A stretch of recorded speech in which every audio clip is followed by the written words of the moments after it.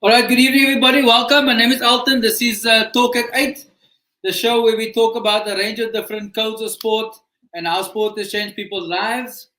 This is episode 70, so we've done this a few times before, just a few. And tonight is no different. Tonight we've got Rene, we've got Wayne, we've got Jacqueline, and they'll be telling us how sport has changed their lives in a range of different ways. You're welcome to drop your comments, whether on Facebook, YouTube, or Instagram, and tell us your thoughts. Join the conversation. Tell us what's happening, what you think, and let's make this an interactive session. So to get us started, Rene, good evening. Tell us a little bit about you.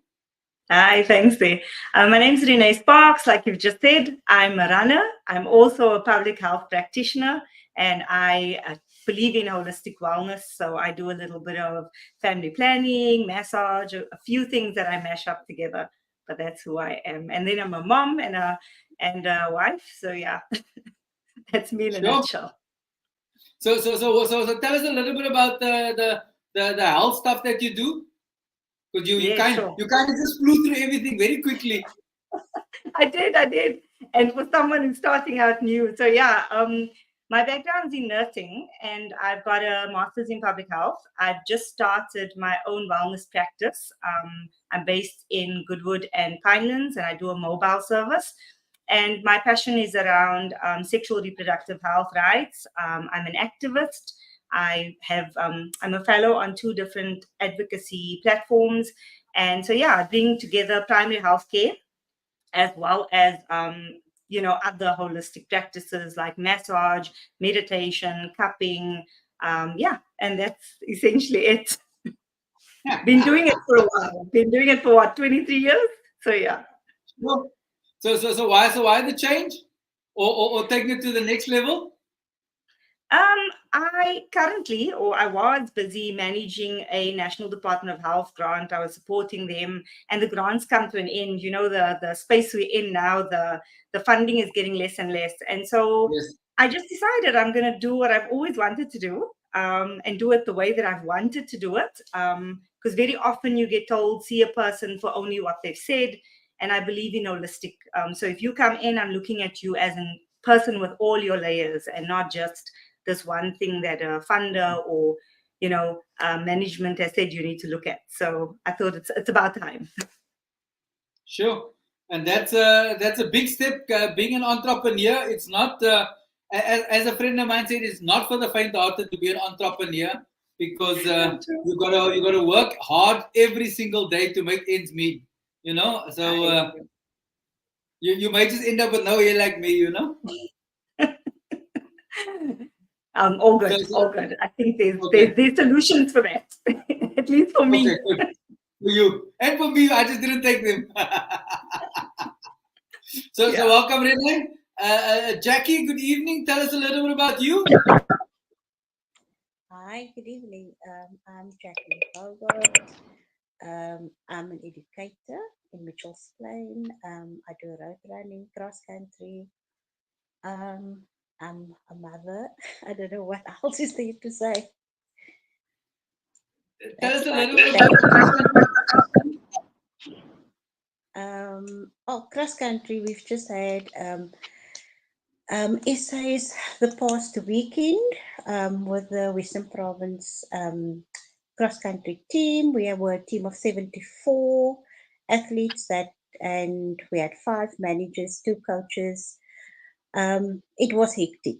Van der Bijl Park was very dry, but our athletes enjoyed it.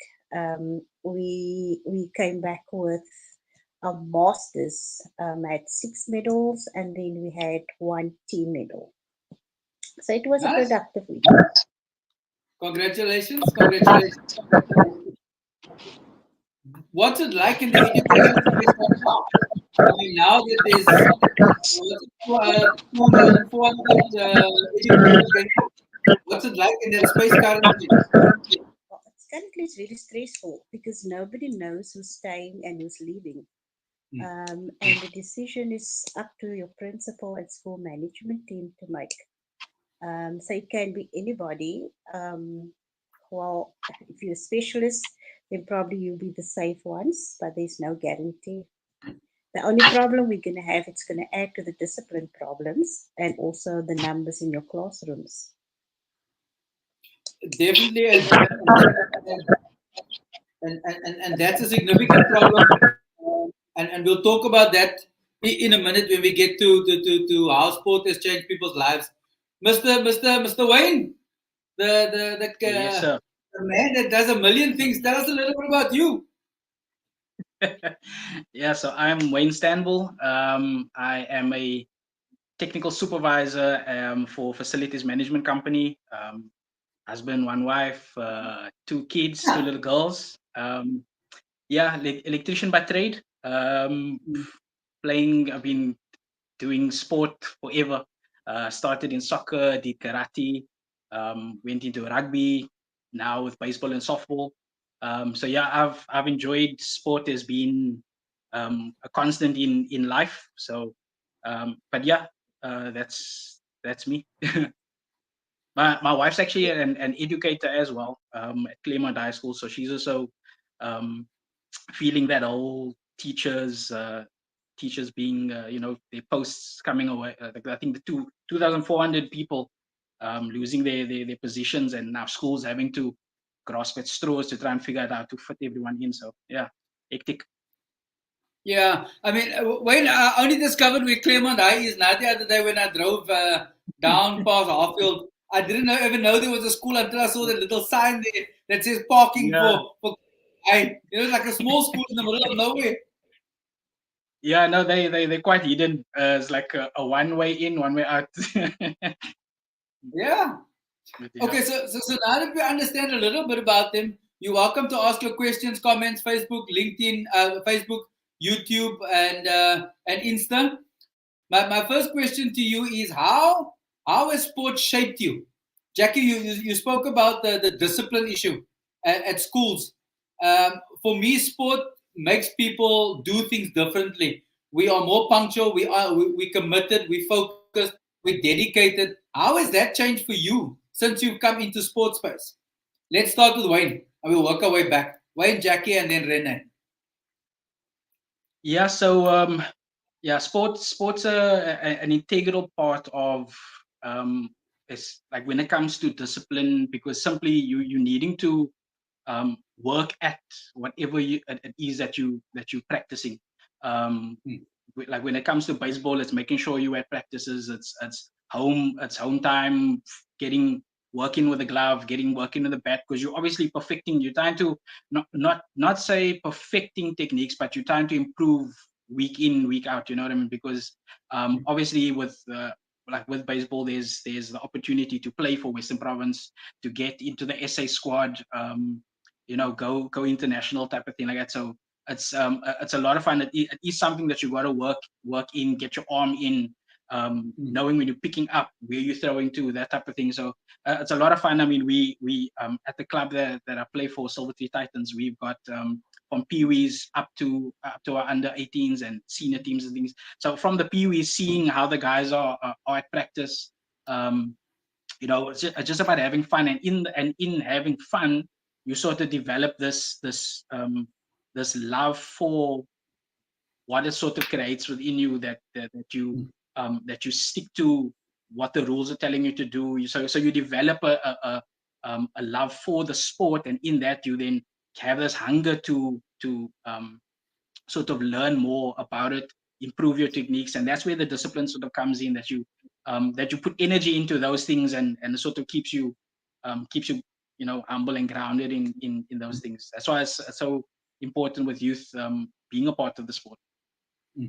And you touched on youth, and we'll get to that as the next question. Jackie, from your perspective, how has sport changed you from an athlete, chairperson of In Touch, to being on the cross country committee for Western Province Athletics? Um, it's it's like Wayne just said. Now it's all about discipline. It is about developing that and regulate your behavior, resilience, communication. Because whatever you do in life, if there's no discipline, it is very difficult to achieve. And the same thing happens like patience, not just as a teacher. That's another form of discipline and patience. Yeah. And even being the chairperson of a club, it boils down to again being patient with your members. Cross country, imagine taking 74, a team of 74 up on a plane, of which 2/3 of them are minors, and you have to sit and make sure they are there. So sport has formed a part of it, disciplined me more in what I'm doing, but it also given me that patience, resilience, to do things differently, you know, and be that leader, and the communication skills that is needed, to build that self-esteem. And that is many times the problem we have with our children. And like I said, that's the next question. And then we can chat a bit about that. Okay, we will come to that in a minute. Rene, from your perspective, how has sport changed you? I mean, you've come from a health profession into a running space. How has all of that changed you, and your outlook on life? Yeah. Now, so for me, I first I didn't think that I was athletic, but I needed to sit and regroup, because I mean I've done karate. When Wayne said that, I was like, hey, I did that. But yeah, I started running quite late. I mean, I joined a club in 2020 in January, and then COVID happened. But it was actually such a saving grace, because I used my backyard, and the minute they said the streets are open, I was there.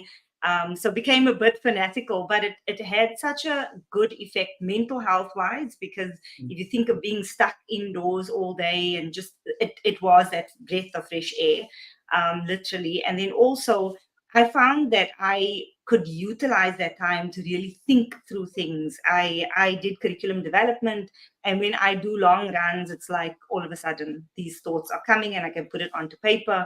And in terms of my health, the obvious thing, obviously fitter, but also not knowing that my body could do what I've put it through for the last, few years. So yeah, it's helped in so many ways. Also relationships, and also just finding that sense of I'm actually crazy enough to get up at that time of the morning at stupid o'clock, we'd say, and run. It's raining and we would run. So yeah, you find that it shapes you in so many ways, socially, mentally, physically. So yeah, it's had many ripple effects, and good ones at that. Absolutely. I had a conversation with someone earlier today, and they run at 4:30 in the morning. And she says that she gets up at 3:15. I'm like, just explain this logic to me. You get up at 3:15 to go run at 4:30.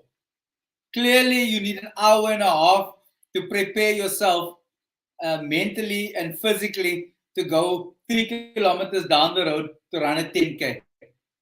And they go to bed at like 8 o'clock because they need to get up so early. I mean, where's the life? Been there, done that. I've not done that this year. So I'm going to be honest, I have not done that this year. And I've sat looking at my peers and going, why are you doing that? but I must be honest, when I did it, it changed my entire day.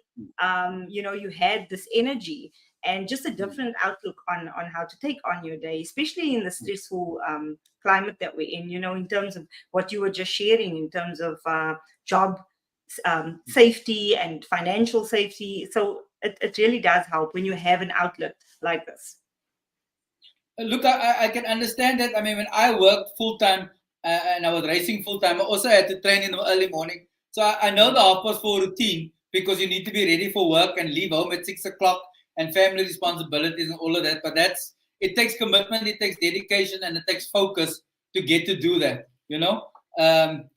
And Wayne and Jackie can attest to it in their codes of sport, that you got to be in training, you got to be there all the time, So my next question then, we'll go other way around now. Start with Rene.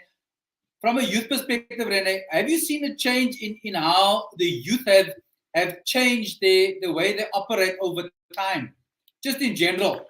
And I mean, you in the health sector space, so you would have a different perspective to Jackie. How has the youth changed over the last 10, 15 years from your perspective in the health profession? Yeah, it's a very interesting question. I mean, it's different in different parts of wherever you are. I suppose it depends on the influence, the community. I mean, if I think now about having started running as late as I did, if I had role models in my community, maybe things would have looked different. So I think it's different wherever you are. I do think that there's also a sense of finding things very, very easily on the internet and spending more time on, with digital platforms than actually going out there. But then again, I don't want to generalize, because you do have athletes with those age groups. But yeah, it's something that I think could be a bit more cared for and promoted.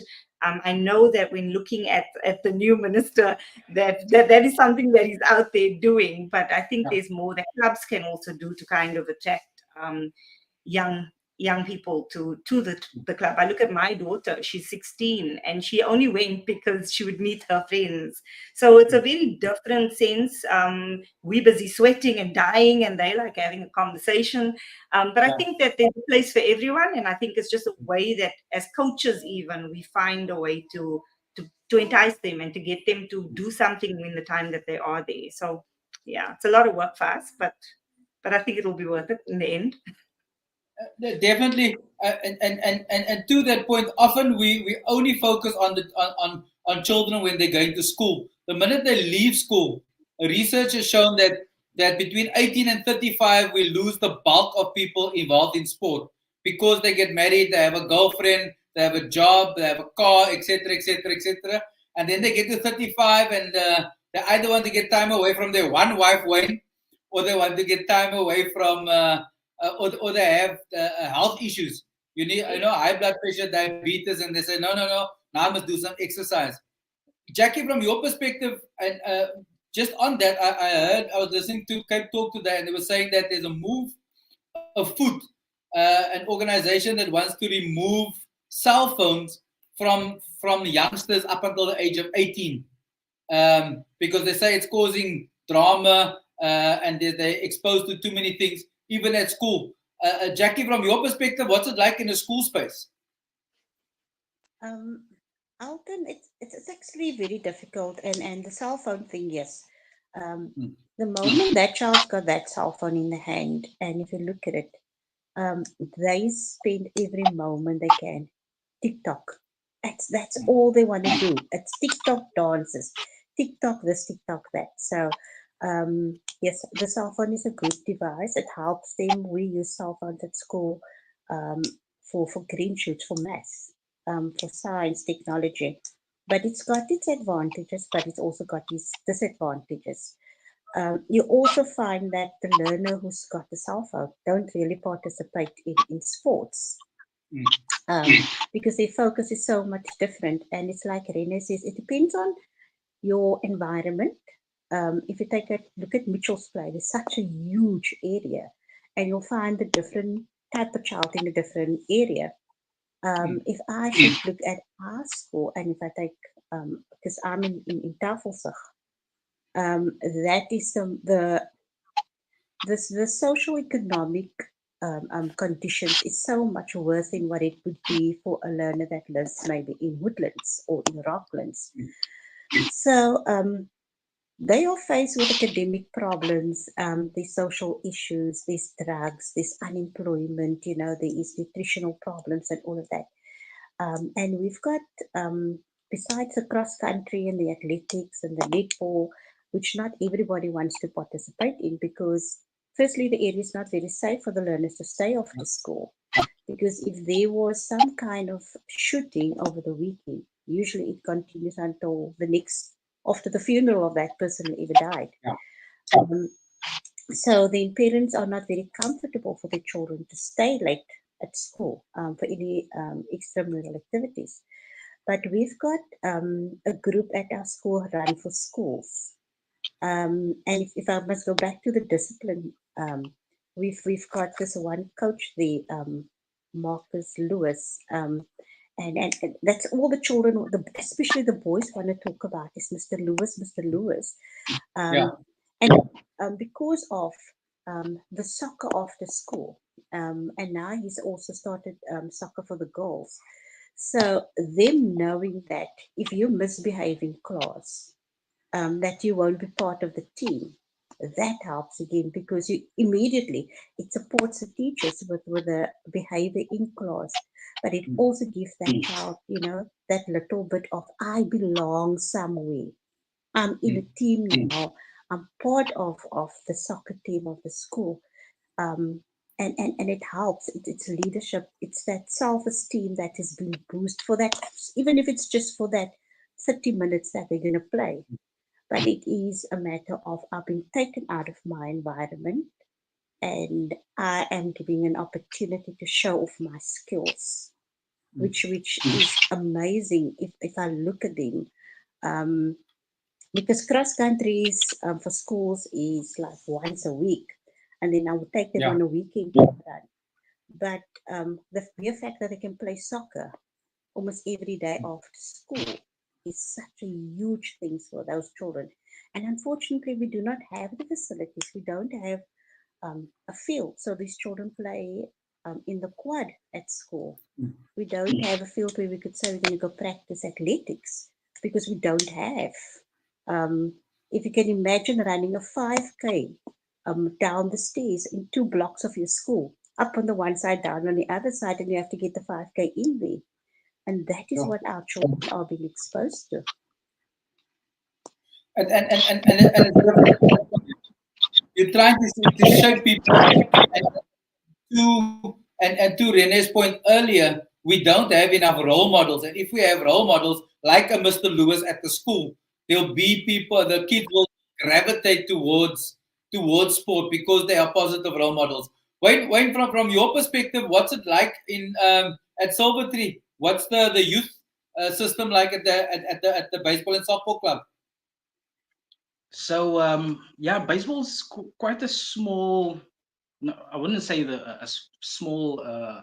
You know, um, fraternity type of thing. But what I've seen at a lot of clubs is most of the youth, unless you've been reaching out to schools or various non-profits and things like that, like what we've been doing for quite a number of years with an organization called Lily Bloom, and then there's other community that we also get kids in from. So Lily Bloom was like a orphanage, yeah, in a sense. So, but a lot of the kids do have parents, but they can't keep them. So this is where they go. And then we pull those kids into our into the club. There's a driver that will bring them to practice and things like that. So this is like a sport where at least these kids are getting something different. Besides the norm, getting opportunities. So we had I think three of our kids were selected for the Western Province team. Two of them actually went to, well, one of them was his dad plays for the club, and another one from Lily Bloom. They went to Poland. I believe you had the Wow. interview with one of the coaches Yes. not too long ago. So yeah, and then so with a youth type of thing like that, it's a, if your dad or your uncle or your granddad or mom or something played the sport, then sort of that's where the kids come in from. Um, the importance of having extramurals at school is where your youth will sort of find if they are hungry for a sport or do like something. So it's like, I mean, the schools have got to give that opportunity for youth to learn, to know if they want to play something or feel no, I can rather go somewhere else. But the biggest thing in Cape Town will be soccer, so every kid wants to be a soccer star. Or rugby will be a thing, but it really is it's got to be something from the home, or something Yeah. that they get encouraged by, or feel excited about within the school environment. But it needs to be introduced. If you don't introduce the sport, or if they don't know that it exists in the environment, so if they don't know that there's a running group, or they don't know that there's a soccer or baseball or thing, then it's like then they miss out on the opportunity to express themselves in that they could have a talent for that. So I mean, which is awesome when we have our end of year functions, and we see this bright smiles and the that these kids have receiving a medal, receiving a trophy, best batter, best fielder. It puts pride within themselves to know, hey, I achieved something, and that's what sort of will um, with the amount of youth more wanting to be into like the social media thing and esports and other things, getting kids out to the field is like we it sort of needs to be in the beginning years. It needs to be pushed. I mean, my daughter goes to he's 6 in grade 1 at Grooteskuur Primary, and they have to do extramurals. It's netball this in this term, and then it's hockey, and then it's rugby and this and that. You have to put the kids in the sport in order for them to be, create that passion for something, which I'd love to see, well, like with more schools, especially like Jacqueline was saying, where there's no facility, but there's things that can be done. I mean, Claremont, my wife is involved with so many extramurals. It's she's jumped from soccer to now netball. They also don't have the space, but they make they work around. They partner with other schools to use fields and things like that. So they all workarounds, but it really takes passion and dedication from the educators and from the coaches to push these kids into sport. And I'm hoping the minister will help teachers. I mean, we're dropping a lot of teachers, but help get that through the system, that sport is important. It's very important. Yeah. Look, and I agree with you, Minister Gaitan McKenzie, and the Minister of Higher Education signed the MOU where they will have a collaboration between to get sport back into schools. But to my point, now the other day, it's going to cost millions, literally quite a good number of quite a bit of money, because if you think about it, when we were, and I think all of us are more or less the same age, maybe when you're a bit younger than us, but if I look at it, we all had in those days plastic hockey sticks, the blue mats, the pommel horse for phys ed. All of those things are removed out of schools now. So to get phys ed back into schools, it's going to cost a significant amount of money to put all that infrastructure in. Number one. Number two, then you come to a school like Jackie and Claremont, where your wife is at, where there aren't even space for it. So how do we navigate that? But we'll park that there. You spoke about relationships, and I'll start with Jackie, then I'll go Wayne, and then I'll go Rene.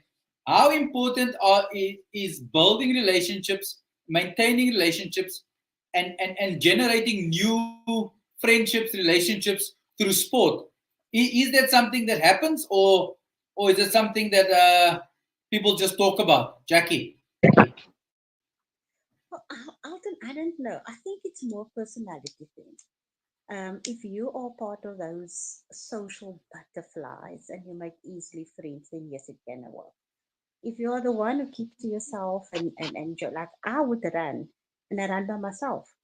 I believe that that is my best psychiatrist ever, because I do all my thinking and my crying and my anger and everything just goes out there.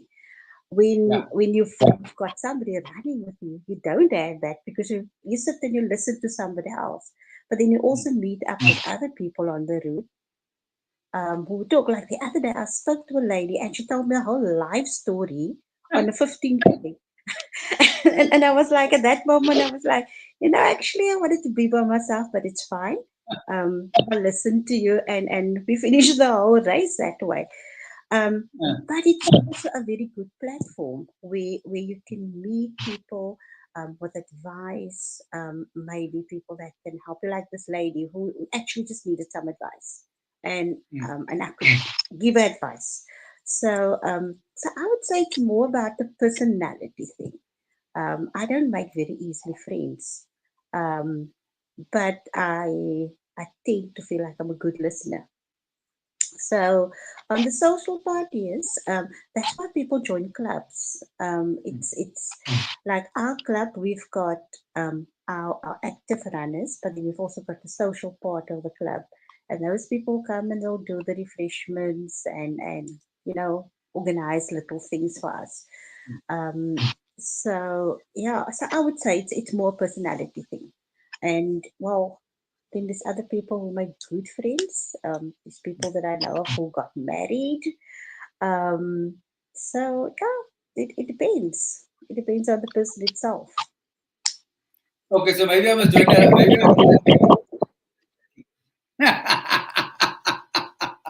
you're welcome to drop your comments on Facebook, YouTube, or Instagram. On the comments and the questions that Jackie, Wayne, and Rene are answering, and give your thoughts. Wayne, what's your perspective on not necessarily romantic relationships like Jackie's just Yeah. indicated, but just in a relationship space, and how sport has built friendships, relationships for you or not. Yeah. So obviously with it's team sport, so you sort of have be on good terms at least with the guy that's standing next to you or playing next to you type of thing. So um we sort of with every team there has to be like this obviously like a little bit of brotherhood or sisterhood for the girls that play. And yeah, it's we have fun. There's obviously with our club it's very social. So everyone enjoys getting together after the games and just chatting about it, joking about it. I mean, the people in the club have been friends for years. It's like we have a masters team, so it's 35 way up. And so those guys come on years and years and years. So yeah, baseball, because it's such a small group type of thing like that. Everyone knows everyone. People have played together previously. They've been on Western Province and SA teams together. So yeah, everyone sort of just like gels and gets to, and there's obviously a rivalry when it comes to different things can get heated, but it's fun. It's all in the name of having a good time on the field and playing together. So with the younger teams, we obviously try to instill that this you play for one another. You stand up for um, the guy that's in your team type of thing like that. We have scorers, we have umpires that you all so we need to um, sort of have these things where everyone can come off the field and feel good about themselves, and so in that you're building friendships. You're playing with someone you've never met before, but at the end of the day everyone just gels together. Relationships do get formed, friendships, bonds that can last a lifetime. But yeah, that's just the like the part of this. Any team sport ends up being like that, where you really do, especially in your later years still, if you stay in the sport like you were saying. um, for those that don't drop off, you do sort of, that becomes your social circle most of the times. Because that's interesting, Wayne. Because often we don't generally associate playing sport with a social element, in the sense that I'm now coming to your house for a bribe because you're my teammate. Yeah. We come to practice, Yeah. we come to a game. Cheers, I'll see you next week. So Yeah. and that is an interesting dynamic where sport takes people, that your social circle becomes your sports circle, which many people That's it. don't That's it. don't have. And to Jackie's point, they join sport because they don't have a social network. So coming into sport, it then Mm. creates that space for them. Is the same happening there Correct. in your space? Is that Yeah. what happens? Just for So Rene, so, so you will, yeah. no, that's for you. And Yes. then Yeah. Rene Oh yeah. can answer. Yeah. So yeah, we've I mean, yo I mean, I don't know how many times there's been hey, we're getting together at my place, blah blah blah type of thing. Obviously the masters team, they always together.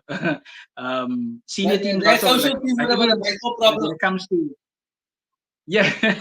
Yeah, that's just with baseball. Well, even with the softball guys and things like that. It's everyone, because everyone chills together.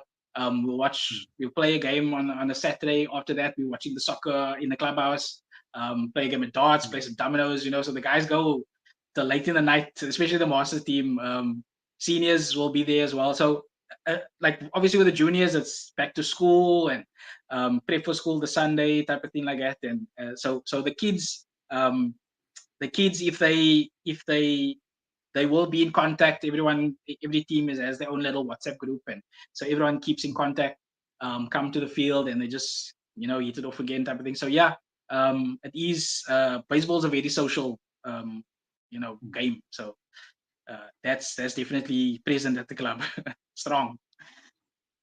Definitely, Rene. From your perspective, I mean, if I look at the social media of Goodwood Harriers, I see lots of social activities happening there. Let me try. Yeah, there we go. I've unmuted. I'm not at Goodwood Harriers anymore, but yes, while I was there, it is that type of club. You get different groups. You'll have people walking, people coming up with sharing of recipes. People who have different.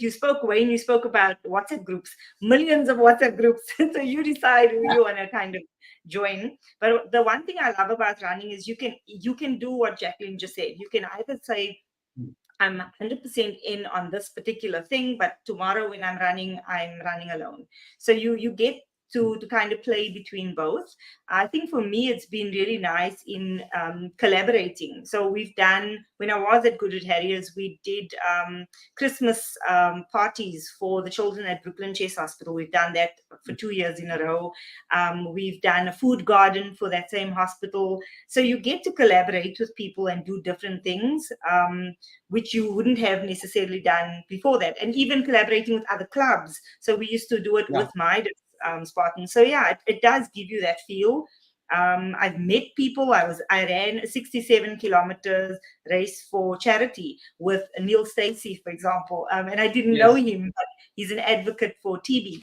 So you find these people, and you're able to then kind of, if there's synergies, move with that. But again, like Jacqueline said, it depends on your personality. If you are here this is your mental health break, and you come in here just to run, then that's it.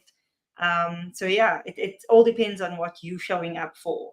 And of course, again, I can straddle between. I can decide today I'm going to isolate, and tomorrow I'm right back there with a group of people. So that's the nice part about running and for a club. Yeah, absolutely. You touched on a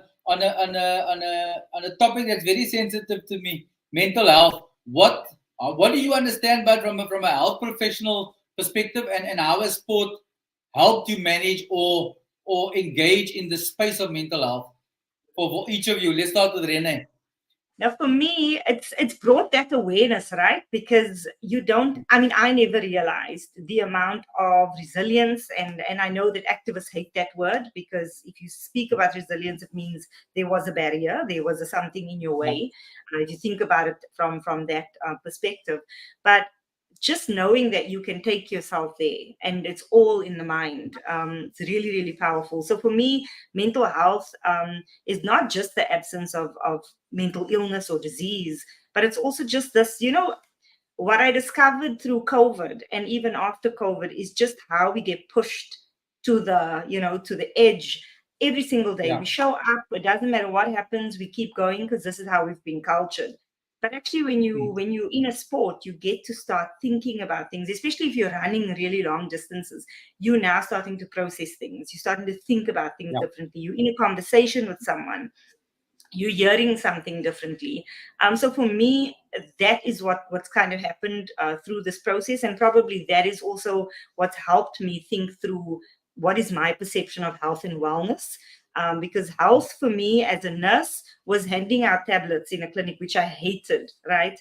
So now I think differently. I'm like, well, actually, I'm more than the person who needs the antibiotic.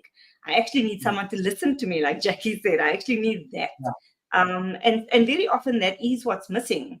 We are social beings, and yes, at times we retract, and sometimes we think we're not social beings, but that connection to someone is important. And I think sport allows that, and it allows you to think about yourself differently. You go through phases of what I eat is important because I need to do a marathon or a half marathon. How do I respect my body and my mind in that sense? How do you prepare before a race? So there's a lot more awareness for me around mental health. I don't think that I've ever thought about it as much. I've done psychiatric nursing, but it just it didn't hit the same when it's now you're in this position and life is happening to you. Then sport is really a way of releasing some of those bad tensions and things that you didn't even realize you had. Yeah. Definitely. Jackie, from your perspective, if I listen to the story about the woman telling you about her whole life story on a 15K, in a sense, that's kind of her mental space that you needed to have. Just someone listen. How has that affected you as the recipient of that information on the one hand, and how do you cope from a mental perspective as an educator, as a sports person, as a mother? What are some of the strategies that you employ? Alton, that lady's story, to me at the time was more a cry for help, because she was dealing with so much, but again, she didn't feel comfortable to share with her teammates. And then also at home, she had nobody to speak to. So for her, that time was like, I just need to let go. And here's somebody on the side of the road running with me. So let me just start to talk and that kind of thing. Yes, it was a bit heavy for me to carry, but then again, I need to realize I cannot carry her luggage with me. It is there. She just needed to offload. She needed, so it's fine. So we move on. As an educator, yes, it's extremely stressful, and that's where sports came in for me. You know what? I can go to school and have a stressful day and walk out of that class and take those kids to cross country or just go take a walk afterwards. It is just that break. It is that me time. It is like Rene has just said, that mental health is not about people being depressed, but it's about, I see it as a holistic approach. It is about you as a person, just giving you that opportunity to breathe, to know your limits, to know that, you know what, this is how far I can take it. But sometimes we forget about ourselves, especially in our workplace, being a mother, being a father, whatever. And we always put other people first and forget about ourselves. And with sport, you get that opportunity to, you can either go walk, and where I live, sure, we've got beautiful hills. We've got Stellenbosch arterial. It is just going out there and run to the top of that road or walk to the top of that road and stand, and we can look over the Falls Bay, and you can, it's like, wow, did God create this? And that is beautiful for me. And this weekend we've been in Vanderbijl Park, and we were at this beautiful hotel on the Far River. And every morning, even though it was stressful, I didn't get much sleep because the children were running around. You open up those curtains and you see the sun rise. Oh my goodness, I could deal with that every single day. But that is what it's about. And a lot of people don't understand that. They think we're crazy to get up 3 o'clock, 4 o'clock in the morning to go run. And like, oh, you mad? And it's like the learners in the class was, man, you're sleeping that time. But for me, it is my break. It is me preparing myself for the day, for the week. I've got this thing where my 2 Oceans medals, it's for my class. I never bring it home. I take it to school and it hangs there because it's for them. It's for them to see that, you know what, this is what sport can do to you. There's rewards in it, and mentally you feel good at the end of the day when you finish that race. Whether you come in first, I always tell my club mates, and that's why I don't run with them, because I'm not competitive. But for me, it's finishing the race. That's the most important thing. And at the end of the day, I tell myself, I've done this. Even if I'm the last person to come in, it's okay with me. But I've finished it, made me feel good. Mentally, I can say I've achieved that. So that's what it's about for me. And that's the key, Jackie. For me, often the hardest part of any event is not the finish line. It's getting to the start line, because getting to the start line is the hardest part because of all the preparation, everything else that needs to be done to get you to that start line. For me, it's like when I get to the start line, I'm an autopilot. Let's go, because I've done the preparation. Wayne, when we work with children or when we coach not only the child on the field, we coach the entire human being, and Yeah. all the stuff, for want of a better understanding, they bring with them. And you spoke about working with the kids from Lilybloom. Sandy Jacobs, who does an amazing job in your club, says, "Great job, Wayne." So how? What are some of the strategies that you guys do as a club, working with the kids from Lilybloom, to give them that self worth? Because it and Rene can attest to that, and Jackie too, that when you work with these kids that come out of an orphanage, they feel almost like society has abandoned them. So how do you kind of build that self worth again from a club perspective, from a coach? Yeah, so our coaches at the club are incredible human beings, because it's like they pour a lot of themselves into the kids. I mean, it's constant.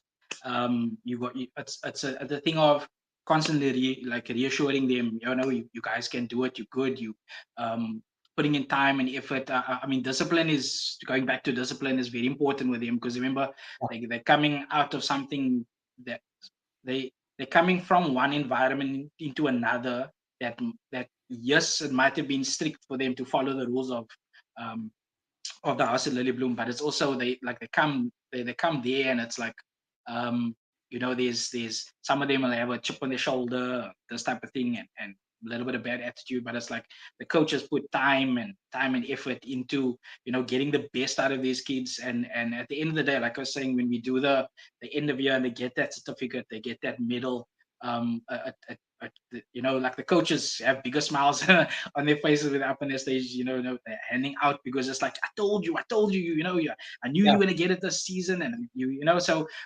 it's really just about building them up. I mean, the guys will take them and hand over the shoulder and like take a walk with them, and what's happening, buddy, how's things going. So it really is, you deal with um not just the game, you actually molding young men, young women. You're trying to um you know put something that's sort of been taken away from them, or lost into them, and just restoring hope. That yeah, I'm part of a family. I'm part of a team. I'm worth something. This I mean something to someone else, type of thing like that. So it's a beautiful opportunity within sport to be able to impact the lives of young people, and I take my hat off to again, because obviously, just my I was only recently voted in as manager of baseball, so now having to coordinate all these things. Last season I was coaching peewees, and that was so much fun. Seeing we had the parents on the field early morning, 8 a.m. playing games, everything like that, and oh, it was just so much fun. Kids running left and right, and you tell them go after the ball. The whole team run after one ball. So it was just so much fun on the field on a Saturday. But yeah, it's again such a blessing and such a good opportunity um, to see these kids grow up, and what they turn into. You know what I mean? So mental health type of thing is very important with them restoring what we can, and giving back to the community as much as possible. Definitely. Let me ask each of you a personal question. Okay, everybody look at me. The, the personal question is: give me a highlight and a low point in your sporting journey thus far, and what are the lessons you've learned from it? Any one of you can go first. A highlight and a low point, and what have you learned, and how has it changed you?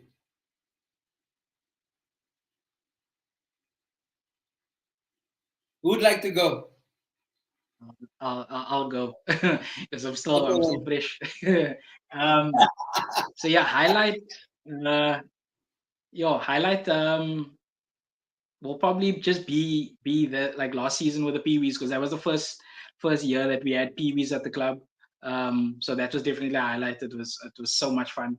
Um, Low point with baseball, it's like uh, not playing on a given Saturday. You can't, so that would be like the worst part.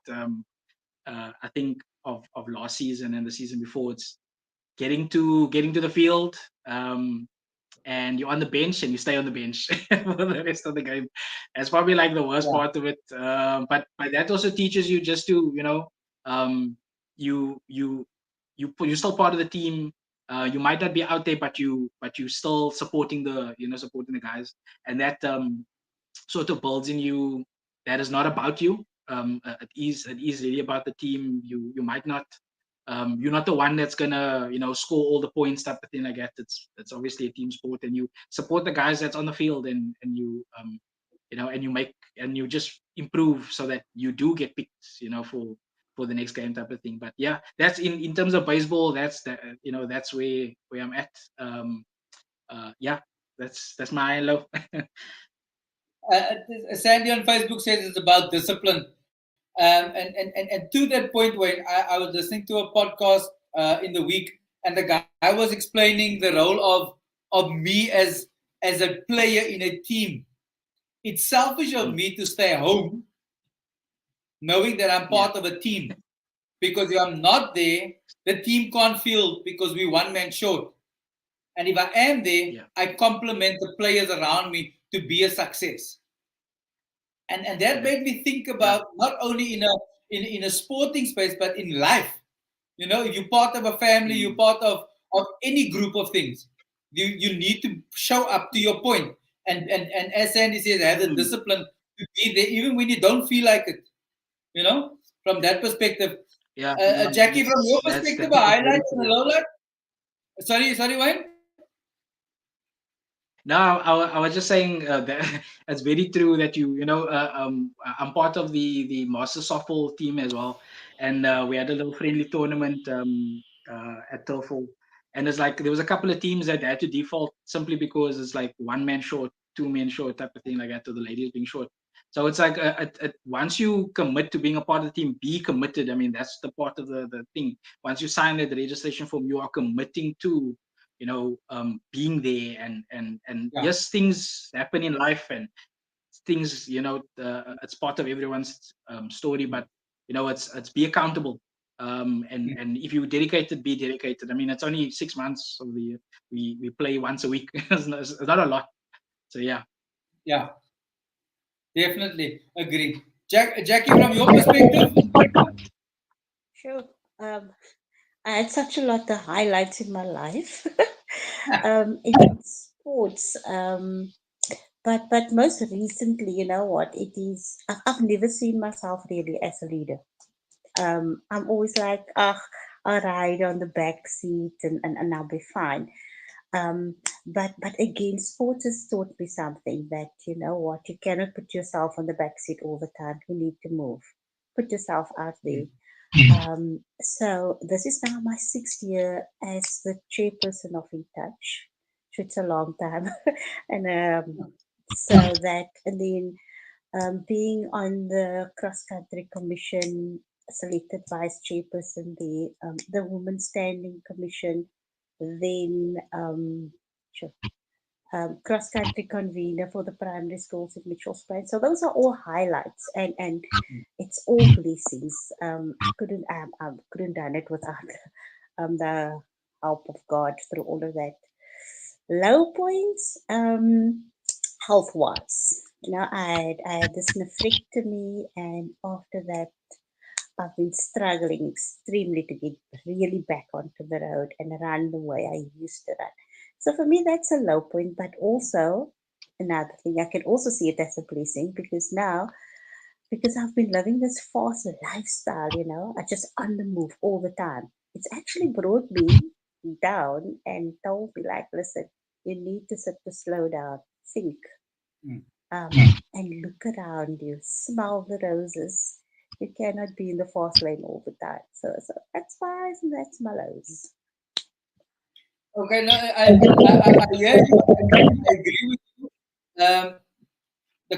One of the conversations I had today was with someone who had a shoulder injury, and she spent 2 months at home, and she was stressing about running Cape Town Marathon in 6 weeks' time, and she's just started running. And I said, "Do you feel better? Do you feel stronger?" She said she's coming back twice as strong running now than she did prior to injury. And I said, your body just was telling you, stop. It needs a break because she ran consistently for 8 years, no break. So it may be your time now, Jackie. Next year, Cape Town Marathon, you run a PB. You park that one just there. Rene, from your perspective, what have you learned? And your highlights and low moments. Yeah, so I've had, like Jackie, I want to say I've had a few. A highlight would be that this body could run 67 kilometers for charity. I thought that was amazing. Last year I did the Fish River Canyon with a group of runners. So I mean, hiking that 80 something kilometers was also quite something. And then there was a few, for me the low things would be similar to Jackie, injuries. The fact that I started running quite late and didn't give myself the opportunity to think about balance in terms of exercise, strength exercise and the combination. But I was running every single day. And then so that for me was something. And so like Jackie, brought back down to earth and and had to take a bit of a break. But yeah, looking forward to seeing how I build myself back up and get out there again. Yeah. Definitely. So it's sport teaches us and humbles us at the same time. It elevates us and it brings us down without us realizing it. Just by being part of it. You win today, you lose tomorrow. Wayne, from using a baseball analogy, first frame you're up 5 love, second frame it's level, third frame you lose. So it's and the emotions are high all the time. In closing, I'm going to ask each of you to tell us why you keep doing this. Why do you get up at 4:30 to go and run? Why are you still involved in baseball and softball, Wayne? Jackie, why do you give up so much time for cross country administration besides the Leka holiday and watching the sun rise over the Vaal River? I mean, I don't think that's the reason why you're doing this. But why? And why would you tell everybody else to do this? What is your motivating factor that keeps you coming back day after day, week after week? Any one of you can go first as your closing comments. Since I'm unmuted, I think I'll go. So for me, it's just the way it makes you feel. I really cannot even describe to someone from a very sedentary life to working 12-hour shifts to being on your feet all the time to not realizing just how your health is deteriorating to be able to go out there, start out in a couches group and eventually, move on to running a 5K, a 10K, 21, 30, 45. It's just insane. It's insane to even think that you can, but that's where you start. I remember I used to join races with a cup of coffee or the social, the total sports women's race was the time for me and my aunt to kind of catch up. We'd have a cup of coffee, and when we're done, we're like, huh, that was fun. But we walked, we were there for a different reason. So I think just Yes. start. And definitely the best advice someone gave me was to join a club, because before that I was just doing the coffee thing and walking.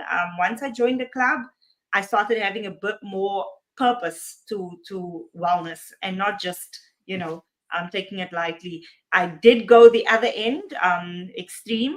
So you do need to find the balance and find your people that's kind of going to hold you to what your why was and why did I come here and why did I show up.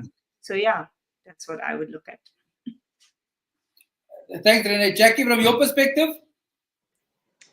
Alton, I've got only one thing to say. If you want to see the beauty out there, sports.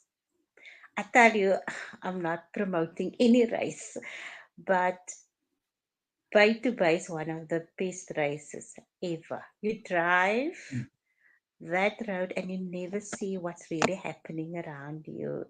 But to run it, to walk it, you experience the beauty. And that's what sport does. It takes you out of your comfort zone. It makes you experience other things besides the four walls where you basically sit every single day. And and it's like this, it's about fresh air. It's about meeting people. It's about going out there, living your dreams, setting goals. But it's just a holistic approach. It's about everything. And sport is not about just kicking that ball or putting on a pair of running shoes and go run and show off your grand watch that you've got.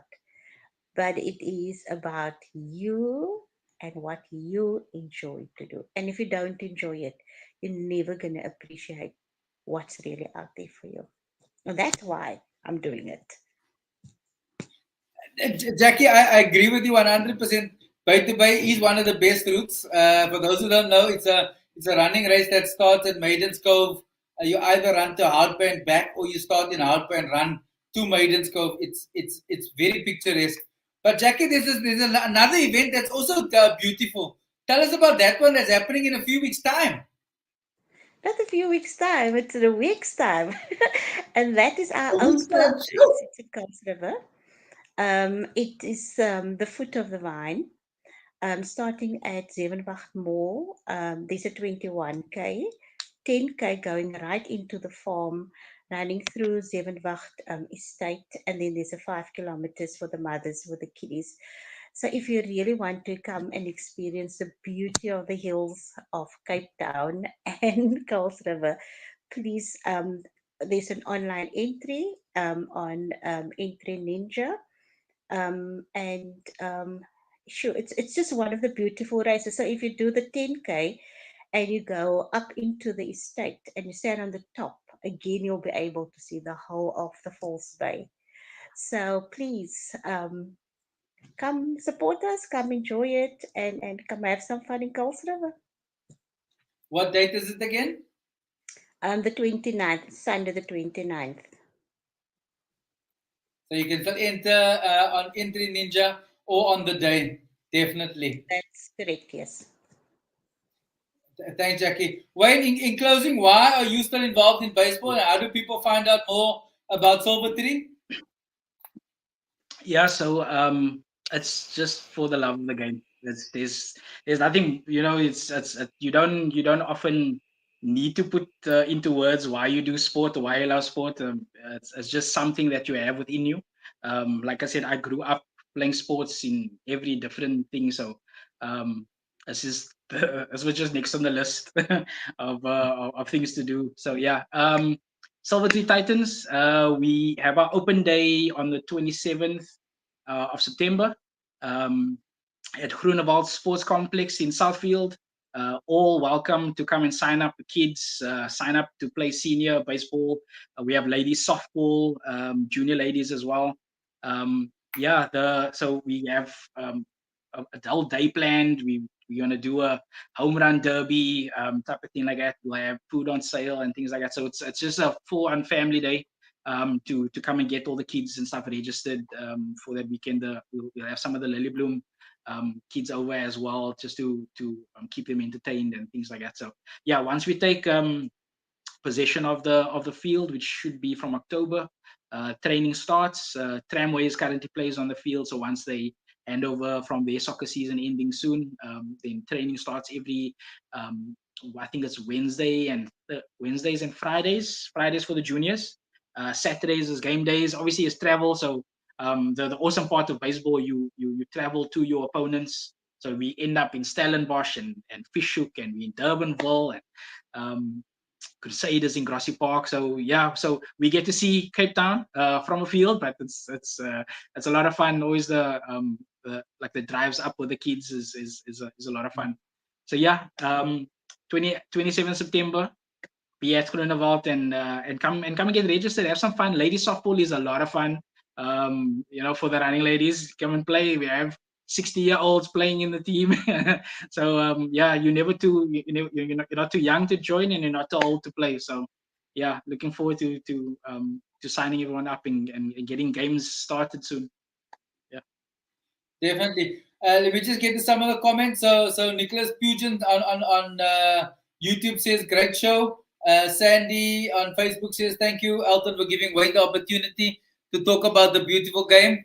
Gordon, watching all the way from Durban. Jackie, to your event, says he wish he was here. He wish he was here to do the event. Gords, when you come to Cape Town, I'll take you up there, my friend. And then Sandy says, well done, ladies. I'm inspired to start running again, especially when I'm in the kitchen in the early morning, because my daughter runs in the 4:30 crew. So she has to get up to make sure the daughter Zita gets up and gets running. Ladies and gentlemen and gentlemen, thank you for joining the show. Next week we'll be back with another panel of guests. Can the three of you just stay there? So thank you for tuning in and have yourselves an amazing sporting week. See you next week.